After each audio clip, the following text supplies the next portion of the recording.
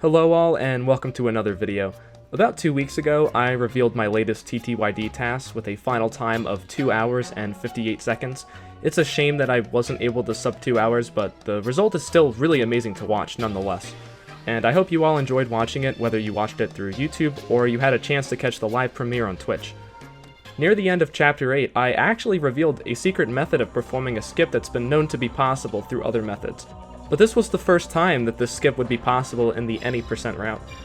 Found by Solidified Gaming, this is the any percent Gloomtail warp.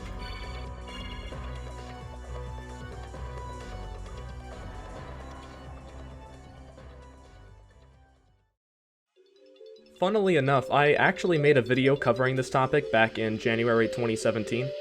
At the time, we understood the implications of this theoretical skip, though we didn't imagine it would be possible.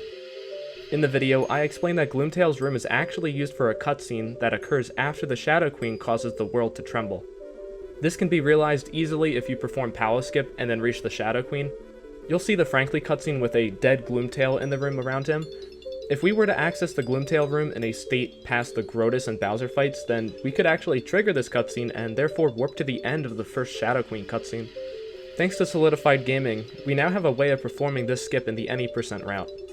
It was my pleasure to reveal it to the public for the first time during my live premiere of the task. As you can see, this was a pretty entertaining and surprising skip to be seen for the first time. However, I didn't do enough justice in explaining the details of the skip. Everything just happened so fast, so in this video I'll be explaining the details behind one of my personal favorite skips in the game, the Gloomtail warp.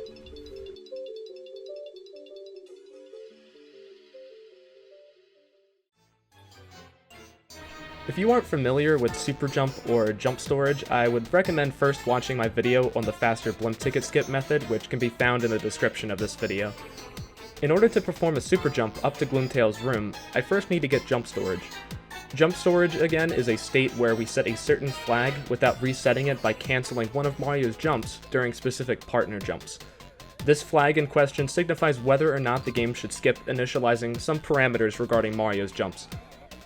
It turns out that you can get Jump Storage off of the spring by hopping off of Yoshi right before hitting the spring.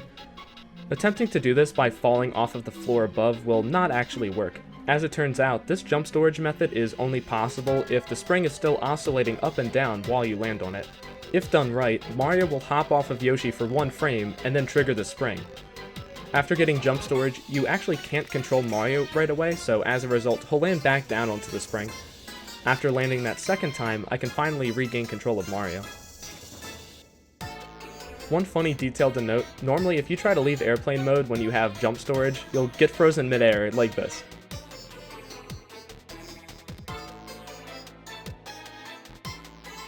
So, in order to avoid this, Mario needs to collide with the ceiling to cancel his animation. Luckily, we can use the upper part of the doorway to avoid freezing midair.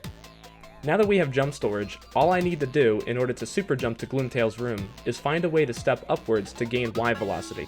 Jumping normally while in a Jump Storage state will cause Mario to instantly cancel his jump, but if we gain Y velocity by walking up a small step, then we can hold A and take on the speed and acceleration values from the step upwards and infinitely jump into the air. However, finding a step in this room isn't an easy feat. For one, it doesn't appear that there are any steps in the room. We can, however, make use of the doorway over to the right, and we can actually land on this doorway coming out of airplane mode. Normally though, you'll immediately be pushed out due to the wall's hitbox colliding with Mario's hitbox. Well, how can we reduce our hitbox so we stay on the doorway? Paper mode.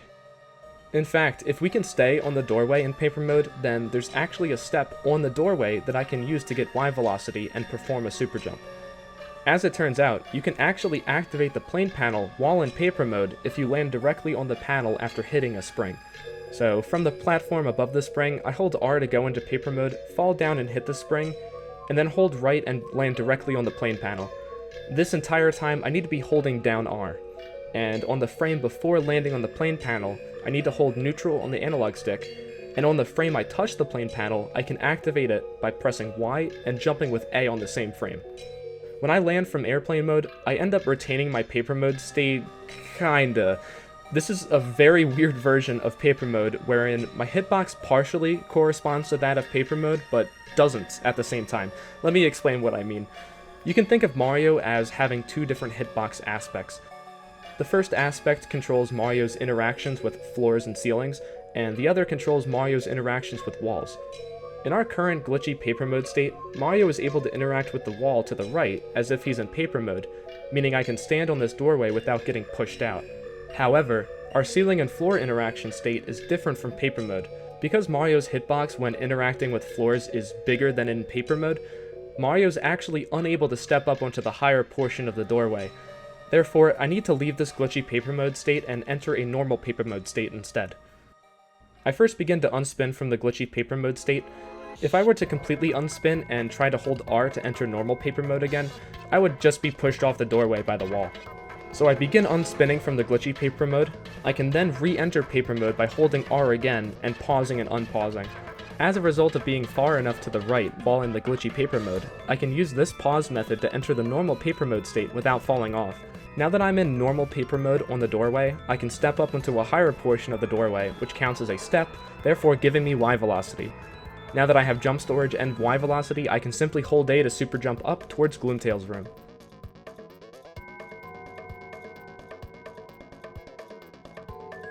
Again, after defeating Grodus, this room is used as a cutscene with Frankly, so activating the cutscene by loading this room causes me to warp to the end of the Shadow Queen's first cutscene, saving around 2.5 minutes in the task. It was a lot of fun to be able to show this off live for the first time, and I hope you all think that this trick is as cool as I think it is. Ultimately, this trick is not RTA viable in its current form due to how finicky the doorway is, so unfortunately I don't think we'll be seeing this used in runs anytime soon. I'd also like to point out that development for a Paper Mario The Thousand Year Door 100% task is underway. We've begun routing the tasks and will probably be done within a week or two. Soon after that, I'll begin working on the actual task, and I'll be live streaming the development of it over at twitch.tv/taskmalleo, so be sure to follow and hit the bell to make sure you get notifications for when I go live. And with that, thanks so much for watching and have a good one.